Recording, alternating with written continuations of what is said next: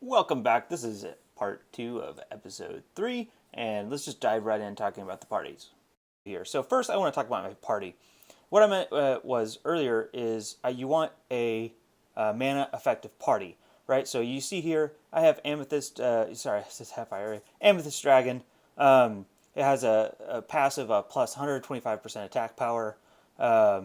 These if we go into edit here, we can see that these combinations of cards give me an additional passive of another 150 and 150% attack and HP, as well as another increased attack of 150%. So that's 300 plus percent added to my attack, which makes it just strong enough of a deck to beat the boss as she levels up. Now, but the other thing you see at the top here, you'll see I'm at 80 out of 287 mana, which is really good because that allows me to essentially do 4 attacks per pot. So I don't have to spend a mana pot every time to fight the boss. So I can do that 4 times. I can fight the boss 4 times before having to replenish with a pot. And that doesn't take into account of whether or not I may have gotten a one of those plus 20s while I quested. The next thing you want to do is so that it's important to have a mana effective team. Now I'm going to show you what you have to do. I don't have 4 Rhiannons yet. I thought about farming it up, but I just didn't want to bother with it.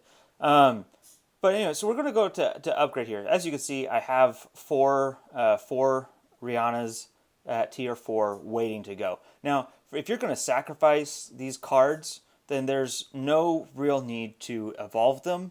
There's no need to enhance them. You just have to straight up evolve them. So we're going to go down here and we're going to evolve at level 1. Just evolve these 2 together because the level doesn't matter. All it matters is that you get the higher tier. If you get 4 of them, you evolve them together, you put them in, you sacrifice them, you get 88 stones. Now that's 176 stones every 24 hours. If you want to be a super nerd like me, you could set a timer. But however it goes. If you're just starting out this farm, what I would recommend is that you start farming and you get as many Rhiannons as you can a day. And you start by just sacrificing a tier 1, right? So you get the 44 stones, and then you're on a cooldown for 12 hours, and then you're continuing to farm Rhiannons, and then, let's say you get another 5, right? So then you sacrifice another one when the 12-hour cooldown comes back, which means you still have 3 left over, and you slowly accumulate your Rhiannons as well as your stones. As you can see, this is an effective method. I have, let's check, 6,478 stones. That's a lot of stones for you guys. And so, as you can see, it's not even effective to coming down here to go down to the shop and buy stones. It's not even worth it because you can farm them really easily and really inexpensively at that area. Another important thing about this is why do you want these, right? So as you can't see now because it's actually the server's derping out, but there is a summons that allows you to use one summon stone, and it gives you a chance of summoning a 5-star card or higher. So 5, 6, and 7-star cards. Now, once a month they have an event. They have a lot of events in this game. Once a month they have an event for a 24-hour event called a Summon Storm. And what this is it allows you to use 10 summon stones at a time to summon 10 cards. And it also increases, I think they increased the drop rate of 6-star and 7-star cards from this pool by like 3 times, which is pretty significant. So if I've done it before. I had 2,600 stones for a Summon Storm once, and I got about 50 to 60 7-star cards. And so if you're wanting to really build up your deck and make yourself strong, this is the best way to do it, and it's easy to do it for free. And so you can get the 4 cards or the 8 cards you need, and you just look at my guide on how to over level and perfectly evolve them, right? And that'll be what you need to look at. and you'll get astronomically stronger. I think after my first summon storm and my first city event, I had a S21 deck, or before I had a S21 deck. Afterwards, I was up to like S48, which is one of the highest decks you can get. Now, I'm not saying I'm good. I'm not. There are people who are a lot better than me. In part because people spend more money than I do. But regardless, I'm not that great. I learned things from people have taught me this stuff over time, and I wanted to share it in a way that I could, put it out there for everyone to see. And it's just easier as opposed to trying to explain it to one person every single time. So that's how you farm summon stones. I would definitely recommend going here to City 4, Titan Gale, Zone 18, and just questing along in here. Make sure you bring along a mana efficient team, and you'll get the cards eventually.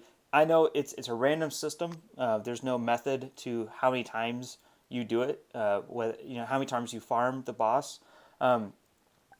But one last thing I will say this is as you defeat the boss will level up. So it starts at level 1, it goes all the way up to level 50. If you're starting out at level 1, you can beat her really easily with some low level cards. But as she gets up higher, and this is the same for all wandering bosses, they all level up to level 50 and they max out there. But they get a lot stronger. So you want to make sure, you do some tweaking with your team to make sure you find a team that, is conservative on mana, as conservative as possible on mana, but also is strong enough and has enough HP and attack to take down the boss as she levels up and maxes out at level 50. If they do reset, the bosses reset once a month. So, it's not like you're permanently stuck with a level 50 Rion that you might not be able to beat at first. But as you get stronger, as you get more summon stones, as you have those summon storms, you'll get stronger. You'll find the cards that you need. That's just an example of a team I had. Let me show you that team one more time. So it's the Amethyst Dragon, Elidor Pendragon, which you can farm him. He's another wandering boss on normal mode. You have Valorok Scorched, which is a 6-star card. You can get him from random summons. I only ever got the one. Covetous Whelp, 5-star base card. It's max at 8-carded T4. But all these together have some really nice team bonuses, and it's really cheap on the mana. Is there a better, more mana effective team out there? Sure, I'm sure there is. I haven't bothered to really look for one yet. I can do that. I can let you guys know what I find. But it's all of what you can do and what you want to do. I find it. I can farm Rhiannon for a day, and I can get anywhere of like 20 plus card drops. So that's five tier 4 evolved cards that I can sacrifice for 88 stones. Basically, I did the math that is if you sacrifice 2 tier 4 Rions for 20 days, then you'll have about 3,600, which is 3,600 stones at the end of that 20 days. Now, you get summon storms once a month, so obviously it's very easy. You could get way more than that, but that's an example. Anyhow, I hope that you found this helpful. If you have any questions, please comment in the comment section below. I'm going to attach my line ID. Hit me up there if you have any questions you want to talk more in depth. I've written up farming guides for my line group, for my guild. I'm on server 104 on Eve, so if you want, come check me out there. Either way, that's all I have for today. I hope you found something informational, and this is Tito. Thank you for listening.